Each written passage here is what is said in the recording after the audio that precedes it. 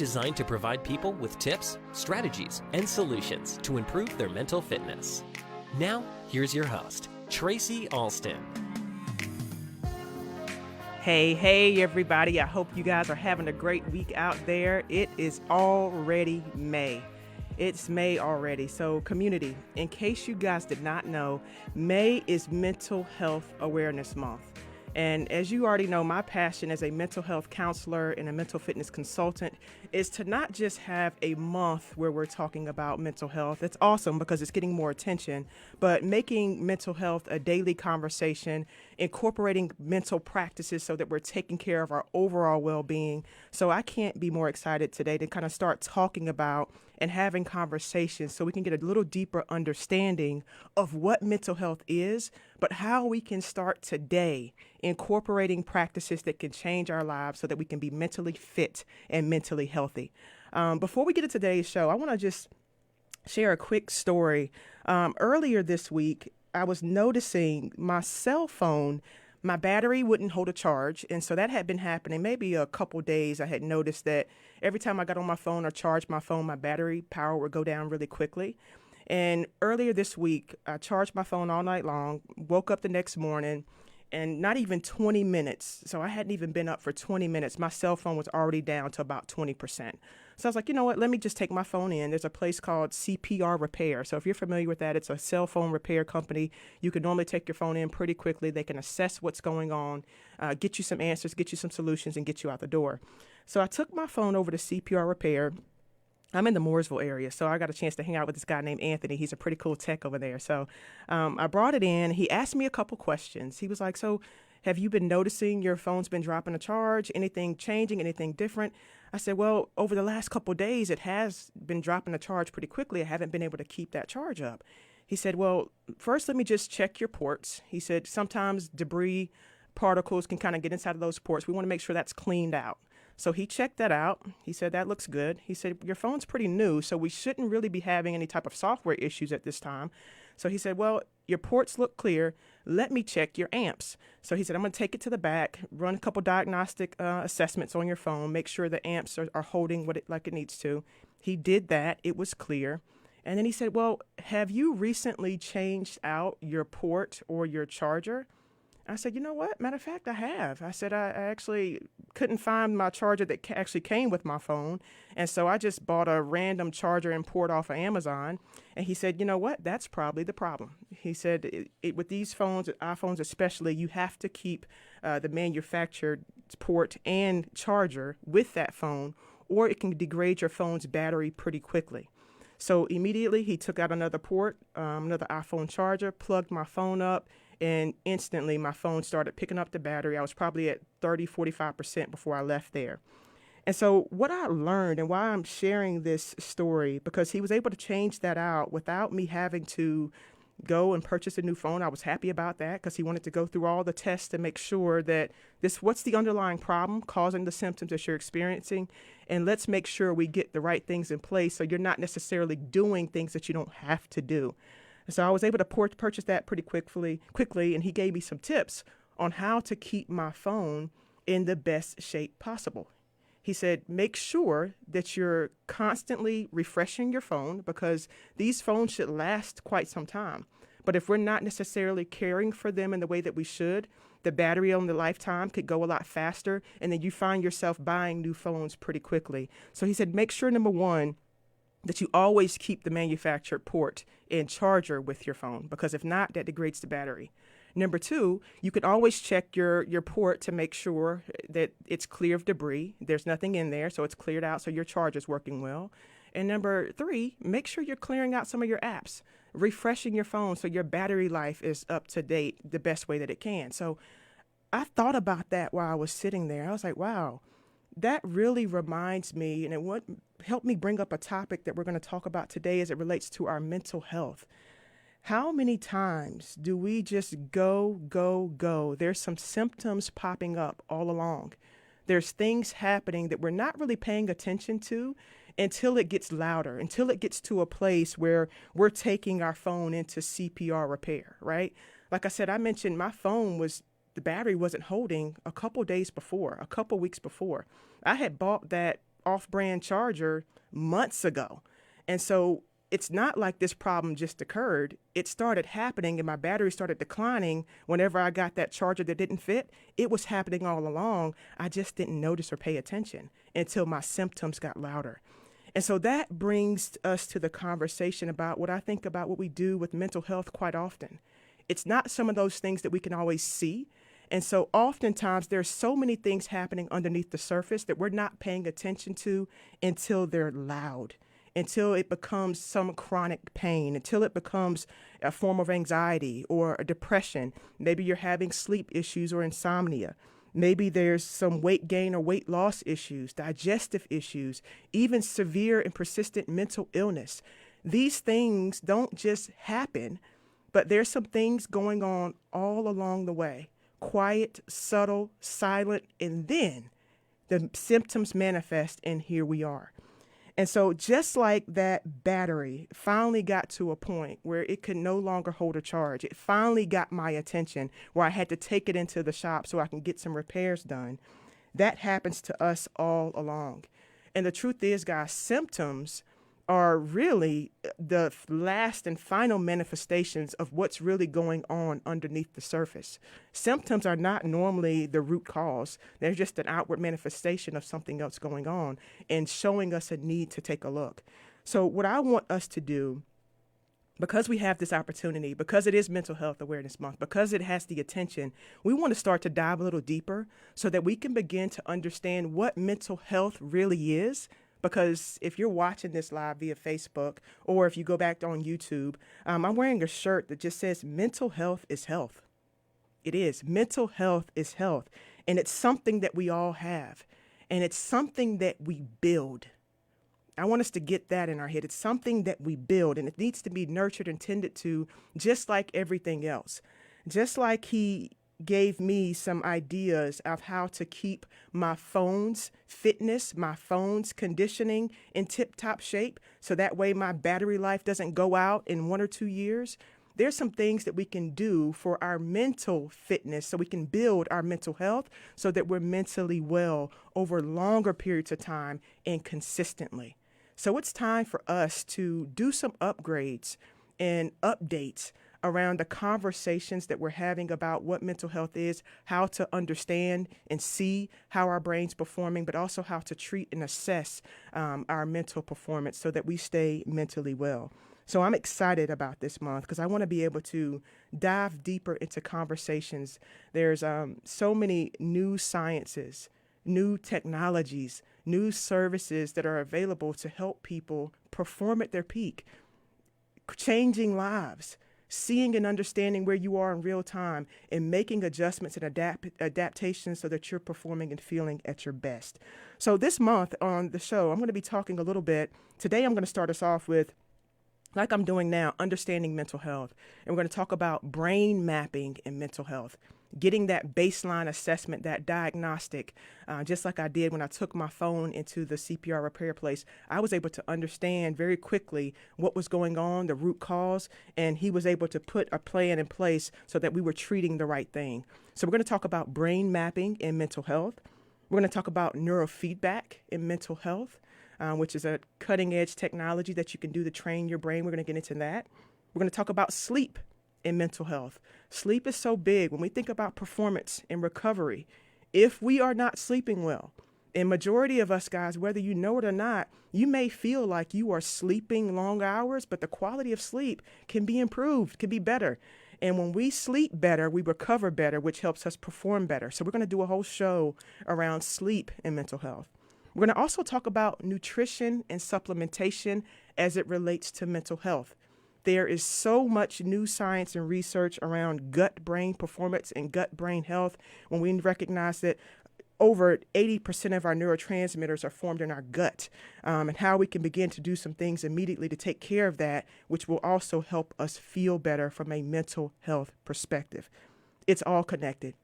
It's all connected. And as a licensed professional mental health counselor and someone who's board certified in bio and neurofeedback, it has been amazing I've been in practice now for over 10 years to see the changes in the advancements in technology and how we can now get information so quickly to help people in a different way.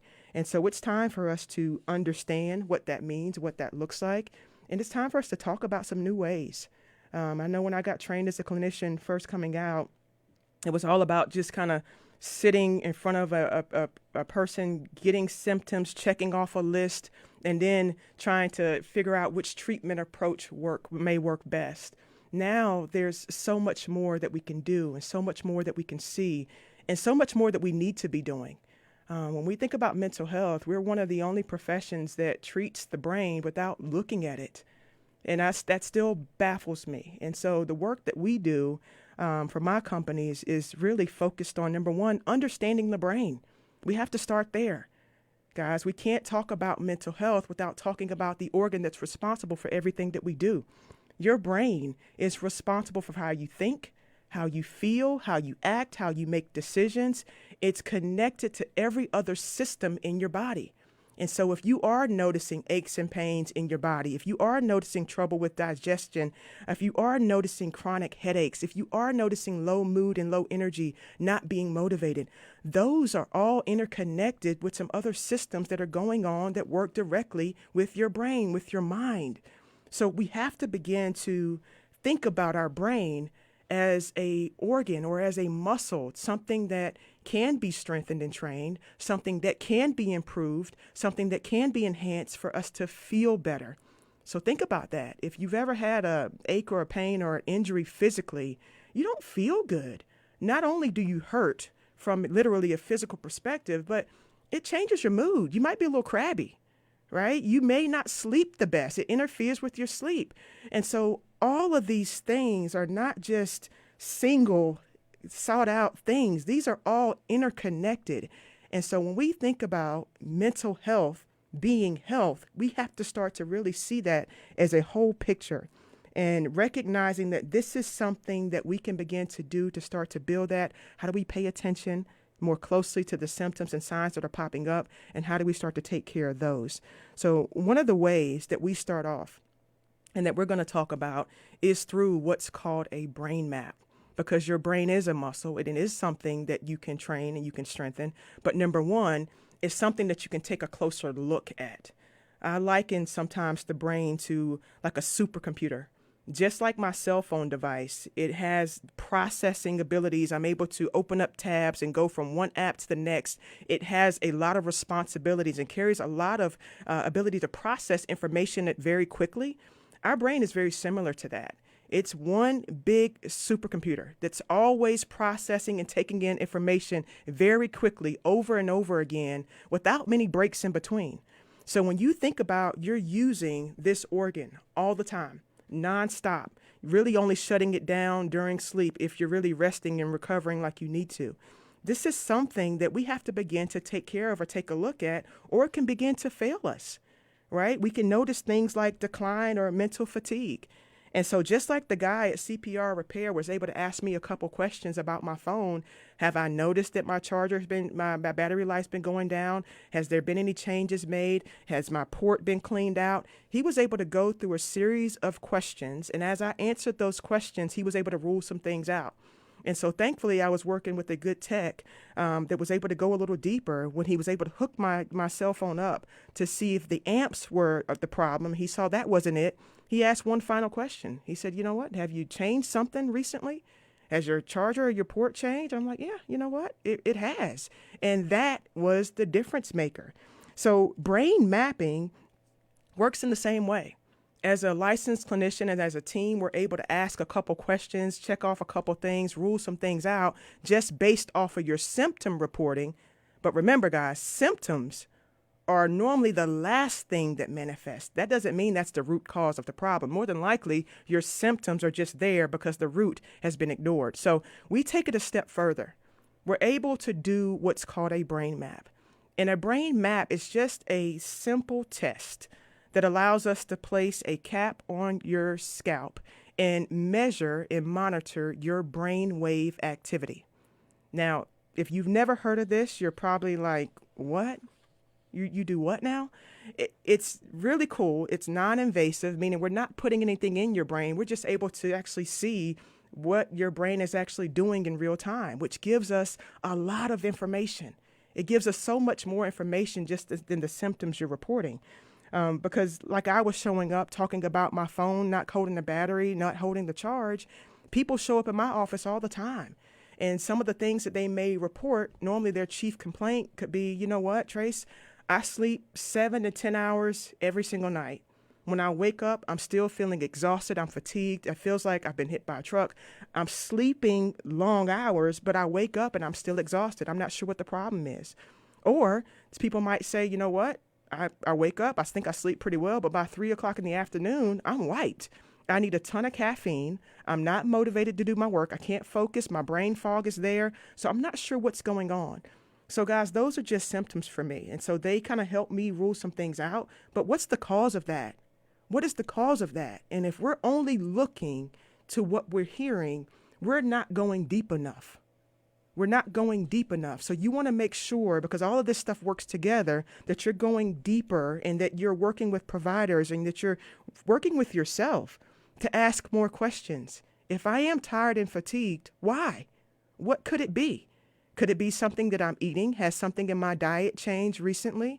Are there stressors all around? Absolutely, there's stress all around. Do you understand what year we're in and what the things that we're going through? Is there some external things? Am I watching the news? Have I been on social media more? So diving a little deeper helps us get closer to the root cause, which is going to help us put a plan in place to be able to help.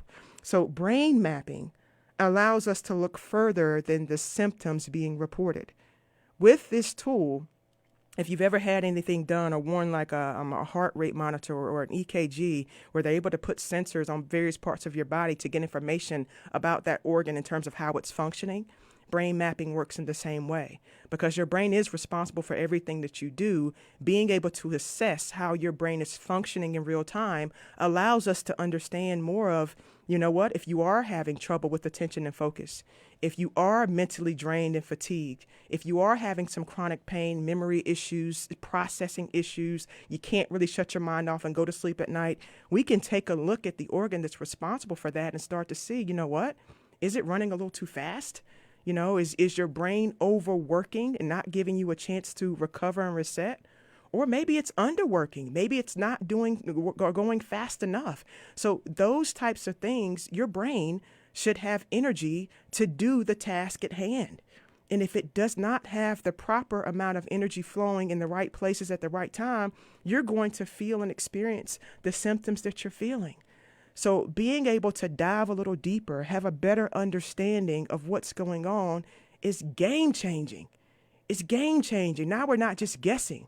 Now we're not just sitting behind the desk with a clipboard checking off boxes. We're to take the guesswork out of it. Let's get to the root cause. Let's get some answers here. And then create a game plan on the things that we can do and the tools that we can put in place to help improve your mental health and your mental fitness. So in our professional toolkits, we want to make sure that we have some things in place to help on a deeper level.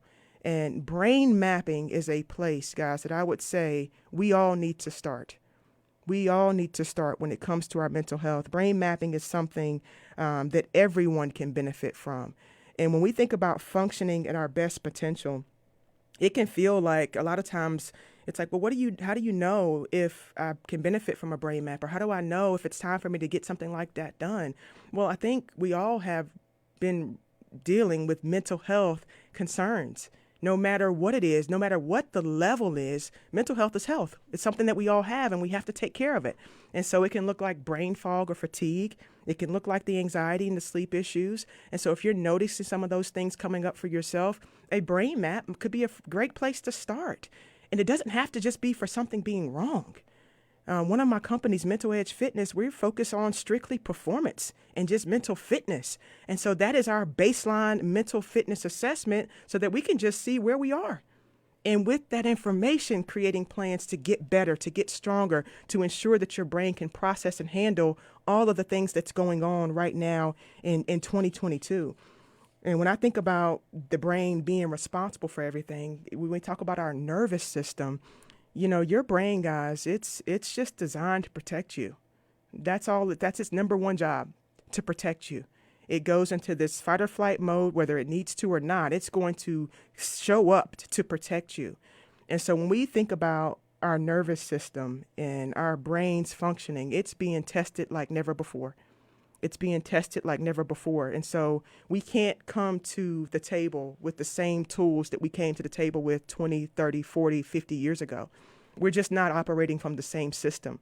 Just like our phones upgrade and update every single month, every single week, and you're having to buy a new iPhone or Samsung or whatever your device is, our systems are the same way. And when we think about the world that we're in now, back in the day, when our parents were growing up or your grandparents were growing up and maybe they didn't have access to the technology that we have now, their nervous system wasn't as taxed. The information that they received might have been a day or two delayed. Maybe it came through a mail or a letter, or maybe they, talked to you when you got home. Now we have 24/7, 365 instant access to everything. There's no downtime. There's no time off. The news is in our face constantly. Social media, there's all these things that are in our face that are challenging and taxing our nervous system. So we have to begin to practice strategies to be more resilient to that. It's not going away, but if nothing's changing in terms of how we're looking at our overall mental and emotional well-being, then we're behind. Of course there's depression. Of course there's anxiety. Of course suicide rates are going up because people are not sure how to handle the things that they're feeling, and which is just a natural part of being a human. Life is going to happen. And so what I'm talking about right now, and what I'm going to continue to talk about, is the importance for us to take care of ourselves daily, having a check-in, having solutions to say, you know what, have I done something to ensure the fitness of my mental and emotional health is where it should be? And the very first step that we can take is to, number one, understand where we are. Because there's no plan that we can put in place if we don't even know where we are. Your brain map is your guide. Your brain mapping is your guide to show you where your brain is right now, how you're performing in the level of attention, focus, stress response, sleeping, memory, processing, decision-making, executive functioning. Everything that your brain and body is responsible for, it starts there.